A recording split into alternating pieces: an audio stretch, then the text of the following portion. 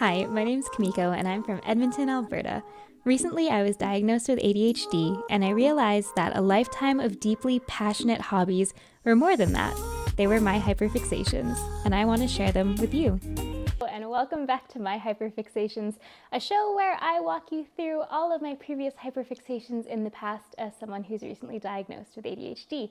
Now, I'm really excited because today I have honestly what I think is one of my original hyperfixations from when I started to notice that was a thing that I was doing, and that is bullet journaling. So I've got my journal here in front of me. I've had tons of journals in the past, and I really like bullet journaling because it's a lot more flexible than a traditional planner would be. So if you are new to bullet journaling, essentially what it is it's kind of a mixture between a journal, a planner, trackers. It honestly is really anything that you want to make of it. So I'm going to show you how I get my journal set up for a month, and then also a couple of the trackers and things that I like to use in it. So first thing, if you are getting a new journal, I prefer to use ones that are dotted. So instead of having a line or a grid, I think the dot just looks a little bit cleaner, but it's all personal preference. And one of the really popular brands is, I'm gonna say it probably wrong, I think it's Lecterm 1917. I'll put it on the screen, but that's one of the most popular journals that people tend to use. You can get knockoff ones off of Amazon, or if you're in Edmonton here where I live, if you go to a Chapters or any stationery store, you can find dotted journals really easily, even the art store. So that's an option for you. Once you get your journal, I highly recommend you go in and you massage it. And that sounds really weird, but basically what it is you just open up your journal to the first page, and then you open the spine. And then you'll go through and you'll do that for every page, every couple of pages, and just massage it so that it opens up and it lays flat. This is one of my journals here, so if you're seeing kind of art stuff on the pages as I'm flipping through, it's because this is actually a journal that I've been using. I didn't want to start a new one for you. I just wanted to actually show you how I would set up for the new month that's coming, which is April for me right now. But yeah, so you would go through and you would just massage all of these pages, and what that does is it loosens up the spine of your journal for you, and it means that when you go to journal in the future, it's gonna lay flat really nicely instead of, when you get like pages that stick up and are super annoying. So it'll like lay really nice and flat so that you can have an open book in front of you. So I'm gonna show you how I get set up for April, which is the new month that's coming out here. And as I said, the journal is kind of infinitely customizable, so you can do really whatever it is that you want to do on your journal. So for April, I'm gonna pick out my little color palette. I always like to have a color scheme that I'm doing. I just find that it's fun, so I think I'm gonna do some yellows, pinks, and greens, like a flower kind of moment, because spring is coming, y'all. It's on the way. Sometimes it's hard to believe it, but it's here. The days of -40 they're on their way out, fingers crossed, hopefully. So I've got my little color palette to the side here. I'm also gonna grab out just a black pen. I just find that it's nice when you have a black color pen to use. It's a classic, it's a staple. So the way that I like to set my months up is I like to do a calendar, and then I like to do a habit tracker on the other side. So I'll show you what my calendar would look like. It's pretty straightforward. So since it's April, we're gonna write April at the top of the page. April. And depending on how fancy I'm feeling, sometimes I'll do like little doodles, other times I'll draw. I'm feeling kind of simple today, so we're just gonna do like a little squiggly outline.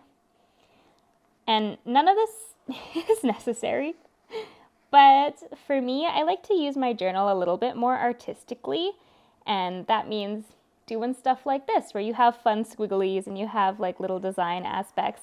Some people like to use theirs really like totalitarian-y, or maybe that's not the word. They're not dictators. Utilitarian, where it's very straightforward and very simply done. But I liked mine to be a little bit more funky monkey than that. So we've squiggled, it's April, and then I'm just gonna go ahead and make my calendar. So I prefer actually making my calendar just a straight up and down calendar. If you prefer doing boxes, like, you know, like the traditional calendar layout that you would get when you buy a calendar, go for it, knock yourself out. I just like doing it this way. I find it easier for me personally to read, and also when I'm doing a lot of this by hand, it's a lot easier to do this than it is to draw out a million little boxes. You don't also have to do anything by hand if you don't like doing things by hand. You can print off a ton of resources now. Bullet journal popularity has like skyrocketed. So you can print off a ton of stuff. Now I'm trying to remember if April is a 30-day month or a 31-day month. What was March? Because it alternates, right? Let me just check. March was a 31 day, so therefore April should be 30, right? That's the math on that.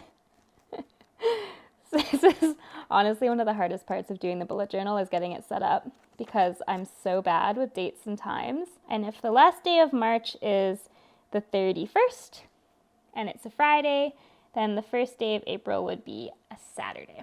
So the way that I do mine is, like I said, I just write the numbers and then I'll do beside it little abbreviations for the days of the week. And that way I know what day each day is. And usually at this point, I'll also add in any dates that I've got coming up or any important things that I need to remember. And I usually actually use an erasable pen for this. So I think this is just a regular person thing and not necessarily specific to ADHD, but like plans change all of the time. And it drives me nuts when I have to like white out or erase or like have permanently written down what my plans are in my journal. I just don't like the way it works. So I always use an erasable pen so that I don't have to deal with that. So I've got a little erasable guy here that I'm using. And what I do is I just go in and write down any, things that are happening throughout the month at this point. If there's any birthdays, I'll write in birthdays. If there's any plans that I already know I have, I'll write those in at this time as well, just so that I've got it all kind of set up. And since I do this at the beginning of every month, I find that it helps keep me a lot more organized. I have a lot of struggles with organization and keeping myself on track. So I find that if I'm constantly reminding myself of what's coming up and if I have it all written down, it is so much easier for me to keep on top of what I'm doing.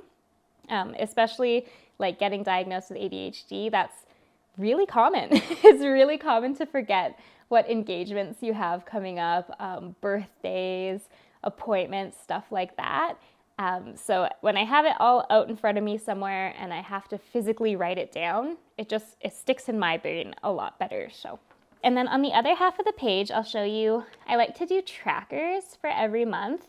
Again, it's kind of an accountability and an organization thing to keep me on track, as it says. So we'll just line it up straight across the page for where the first is, and I'll put it over here as well. So the first, I'm not going to do the days of the week this time, I'm just going to do the numbers.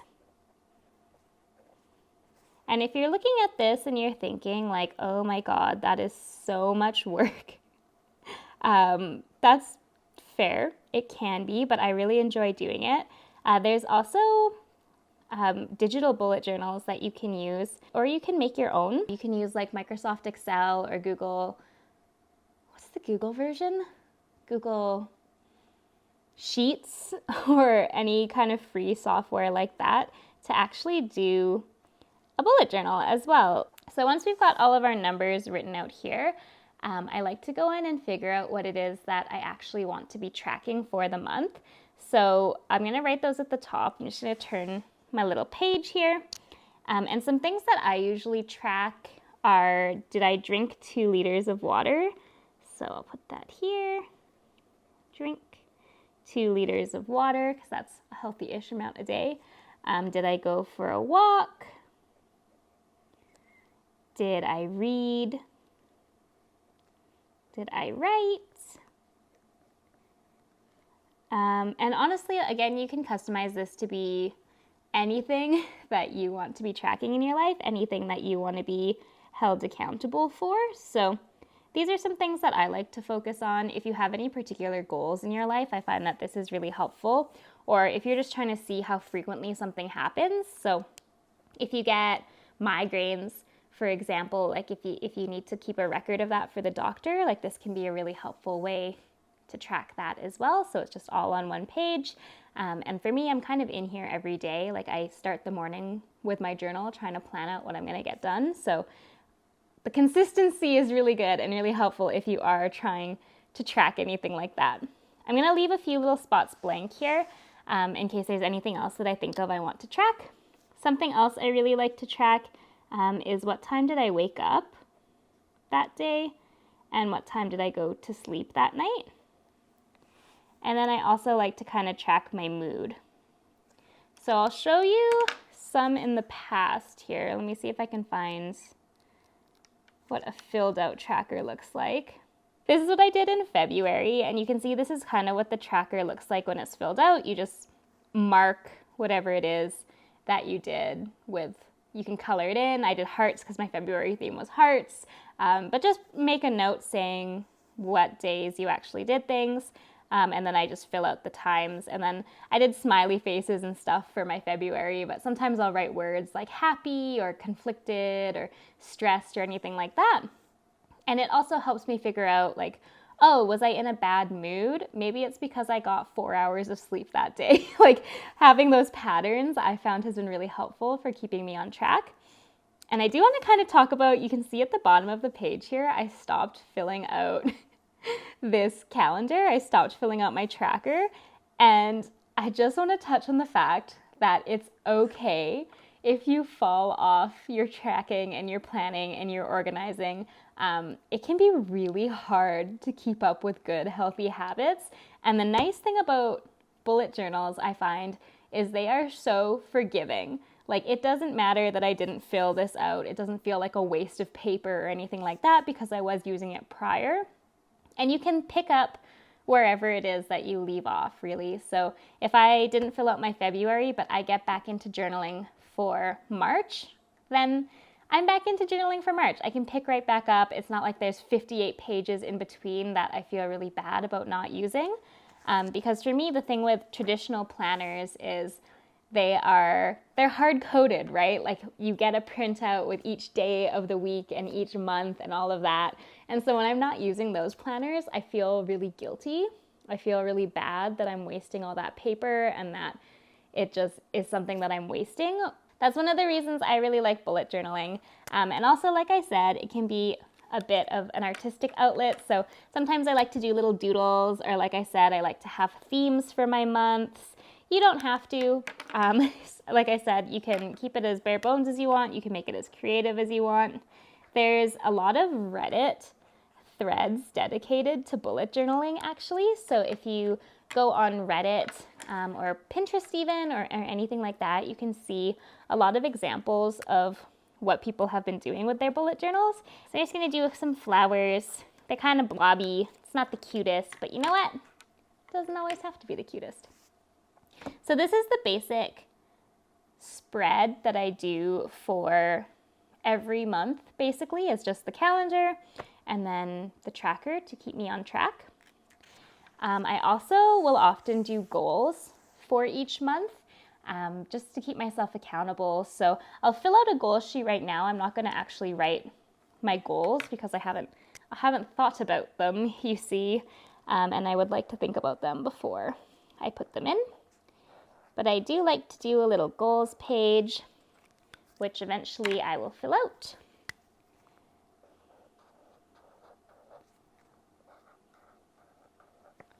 And then after that, we actually get into the bullet journal. So I'll give you an example of how I would fill out my journal for a day of the week. Let's say we were doing, what did I say the first day was? A Saturday. So if we're doing Saturday the 1st, I would just come in here in the morning and write in Saturday the 1st. If there's any events, I do like to track those in here. So it's April Fool's, yikes. And then I like to do this in the morning. As I said, it helps me set up what my day is going to look like. So I'll put any events that are happening up at the top, and then I'll just write like a running task list of things that I want to get done. So if I want to do a house tidy, if I need to clean out the cat litter, if I have to go grocery shopping or call my mom, like basically it's just a running string of consciousness that I put in here. I'll also write like notes to myself sometimes, or I'll do like little journal blurbs of things that happened in here, just so that I have like a running track of what's going on. And then after I've written out what my to-do list is for the day, I'll go and I'll do the list. And each person has kind of a different legend for what they mark these things off as being done or not done with. So like if I tidied the house, I would just put a check mark. That makes sense to me. If I cleaned the litter, I would do that. If I didn't get to groceries, I usually put like a little arrow to show like I haven't done it. It'll need to get done another day. And then tomorrow when I look at it, I can see, oh, I didn't do groceries yesterday. I need to do that.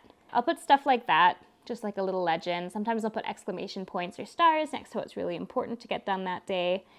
And yeah, that's how I use mine. It's really simple. It's really straightforward. And you can just fill it out as you go. Like I said, you don't have to feel bad if like I didn't journal the next day, if I didn't plan out my Sunday. I could just write Monday down and then go from there when I pick it up again. It's really nice and really self-customizable to each person and how you function. So next I'm going to show you some of my favorite spreads that I like to do in my journal that aren't necessarily related to the day-to-day, but have helped me a lot become a better person. Is that a little bit pretentious to say? Help me figure myself out, maybe? So yeah, I'll show you some of those. So one other spread that I really like doing is called a brain dump. It is exactly what it sounds like. So basically I'll just write what that page is for. It's a brain dump. And it sounds like what it is. It's a page that's essentially just for you to use to dump out whatever is in your brain. So I'll often just write like random ideas that I have here, or if there's something that maybe I want to do in the next month, I'll put it here, or I'll doodle. Like this is just a page to spit like any garbage that is in my head and dump it out on the page. So creatively, I really like this one. It also is just like I said, a nice dumping ground for anything that I don't want to keep in my mind, but I do want to remember in the future. Or even honestly, if I don't want to remember it in the future, but I just need to get it out of my head so it stops being in my head, I'll use a page like this. Another spread that I like doing is recap spreads. It's just a recap of the month. So I'll put any highlights that I have in here.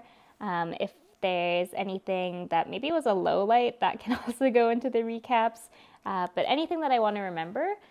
Sometimes I'll take Polaroid pictures and I'll tape them in. Those are really cute.